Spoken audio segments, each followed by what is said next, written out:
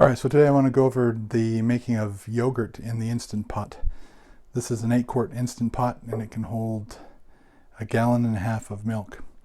So that's the first step, is to take your gallon and to pour it into the container. That will get things started. So let me do that right now.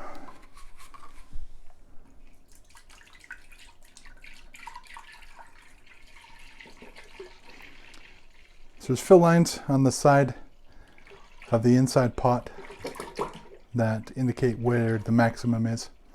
So when you reach that, you'll know, because it's about I don't know, an inch or so off the top lip. So that's the first step, is like I said, to load your milk. So I've done so. Give me just a second. Right at about 6 liters. Okay, so now that I've got the milk in there, the first step is to push the yogurt button. And then you choose this adjust button and push it until it says boil. What happens is it will heat the milk to 180 degrees, and then it will beep at you to tell you that it's ready. That doesn't mean it's ready, that means it's started.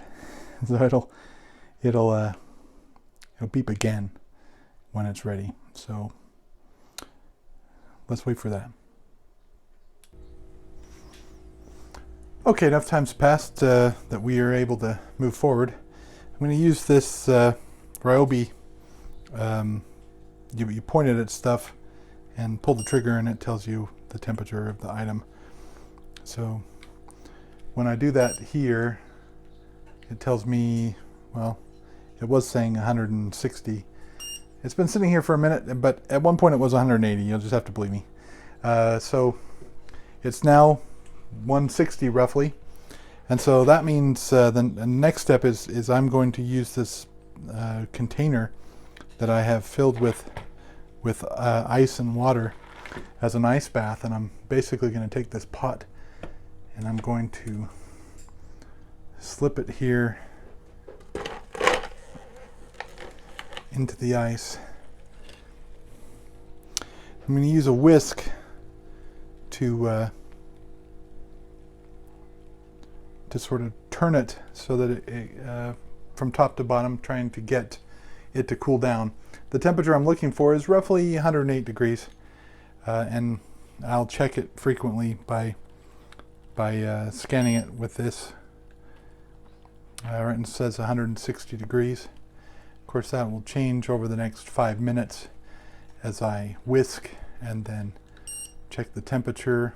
It's 152 now, so that'll take more time than I want to spend on camera doing it, but just know that I'm basically whisking for a few minutes and then adjusting it. It's now 147 degrees. So it'll drop until it gets to about 108 degrees, at which point I'll go on with the next step. So I'll see you in a minute after I've reduced the temperature a little bit. Alright, after about 5 minutes of being in the water bath, the temperature is now closer to my desired temperature. I have 106, so actually it's a little lower than what I prefer, but anything over 97 or so will the bacteria will survive. So all right, so my next step is I just went to the store and I bought some yogurt that has billions of live and active cultures, and that, I don't know how well you can see that. Let me see if I can get it to focus. There we go. All right, so it's just you don't have to use this brand. This was embedded with some vanilla, looks like, in there at the bottom, but that's not important. I just have a teaspoon or excuse me, tablespoon size, and I'm just going to put 4 tablespoons of milk into my mix. Once I put these 4 tablespoons in, I'm just going to whisk it for a few minutes to make sure that they're properly mixed up. And once I have the 4 tablespoons in and it's mixed, I finished my container. I guess I'll put 4 and a little bit extra, just so I don't waste this extra yogurt. All right, so I'm going to take this whisk and I'm just going to Just going to do some tight circles in the milk and make sure that it's properly mixed up. And once I can't feel any lumps as I go around, which is about now, so it didn't take that long, I'm going to put the lid on. And we'll make one last setting here on the Instant Pot. I'm going to use the yogurt setting, and instead of boil, I'm going to choose a time period. In this case, it's going to be 8 hours, and in a few seconds, it's going to start the countdown. And let's wait for that. All right, so it's been in for 0 minutes and 0 seconds. It's going to count up in 1 minute increments until it gets to 8 hours. And for you guys, it's just going to be a couple seconds because I'm going to push the pause button, and then I'm going to push the record button again here 8 hours from now, and we'll take a look. So hold on just a second.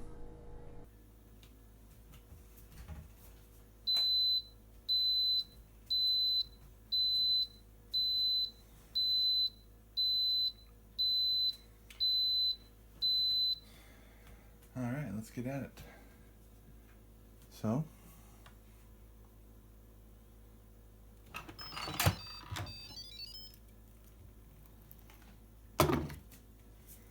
let me get something to cut with here real quick, because this is something to see.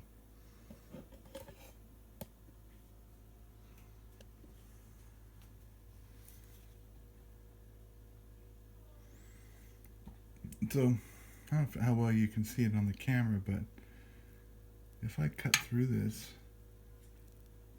and pull it away, it splits and it stays apart, which is kind of cool and important for you to know that, hey, that's really, separating out. And so we're really getting a yogurt style right there. I mean, it's curds in there, and they're separate from milk in quite a bit.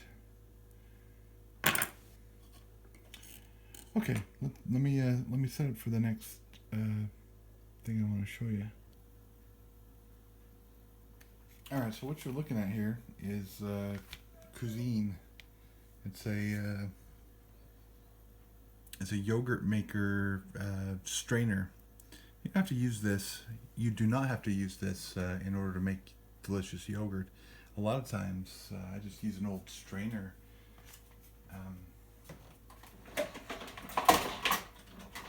In the past, I've taken something like this, which is just a like a spaghetti strainer, and put some coffee filters in the bottom, and put the yogurt into that.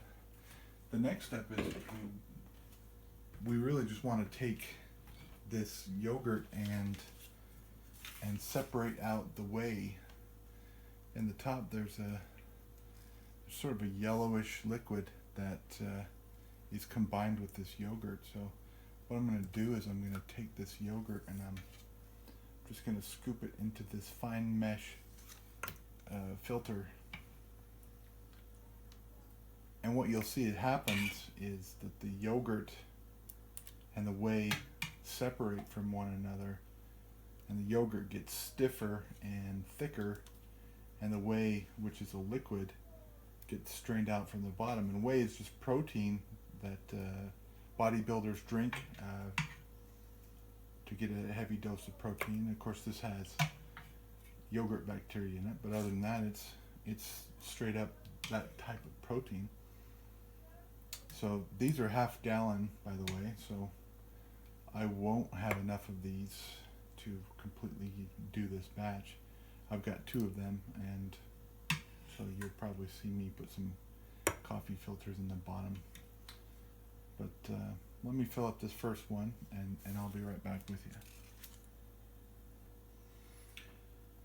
Alright, so that first one's full, and I'm just gonna, it comes with a lid, so I'm just gonna put a lid on it, and these stacked nicely in the fridge, one on top of another.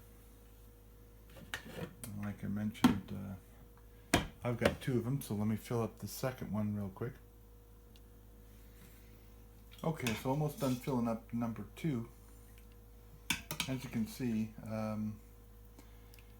it's thicker. It just isn't a yogurt consistency yet, but it will be. It has lots of potential here real quick. And it will.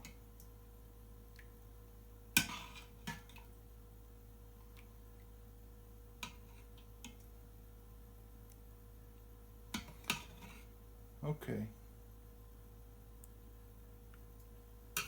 Alright, so number 2 is full.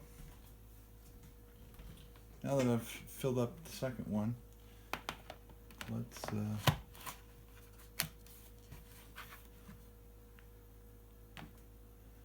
move that filter in real quick.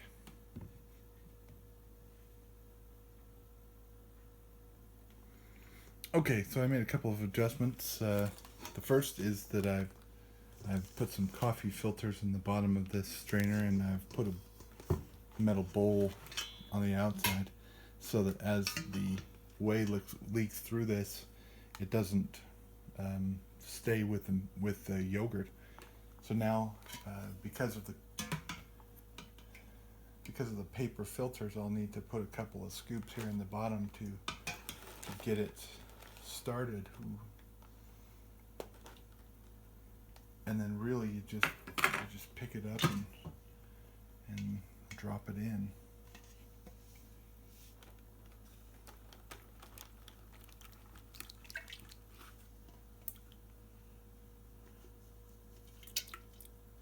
Okay.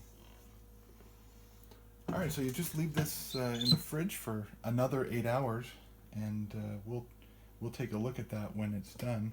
Let's see if I can get better color correction on that. Okay, there we go. So it's full. It's ready to go. It just needs 8 hours of straining, and we'll do that right now. So due to the miracle of modern technology, it'll only be a few seconds for me, but 8 hours will pass in a blink of an eye. So here it'll be just a second. Alright, so due to the miracle of modern technology, it's been 8 hours of these things sitting in the fridge draining. This is sort of the end result. And if you look at it, that's some chunky Greek-style yogurt. It has a consistency similar to cream cheese, but it's really smooth and delicate on your tongue. It's really lovely. I think if you try this, you'll really like it. So anyway, what's left over here is some yellow whey, right? And it's a goodly portion of the whole product. Now, one thing I should talk about, this method is sort of open air, so if you have lots of strong smells in your fridge, they'll get picked up by the yogurt. I don't do anything like that, so my fridge is pretty standard. So it doesn't add to the yogurt, but if yours does, then one of these Euro cuisine bowls is better, because you get the filter edge and also a lid to put over the top of everything so that it stays in where it's at. All right, so now that you've done that, you can leave it in this container, but if you do, it'll keep draining, and eventually you'll have cream cheese. So at some point you got to stop that draining activity, because you want so you want it to be yogurt, right? So I went and got some dollar store containers, and these are like 2-quart size container, and it's capable of holding the equivalent of what's in this container. And that's a really nice way to store it, because you can just I thought about getting the self-serving sizes and just having little containers in the fridge. So that's it. That's how you make yogurt. You can flavor it with fruit and granola, and it's a delicious snack that's good for you. I'll see you the next time.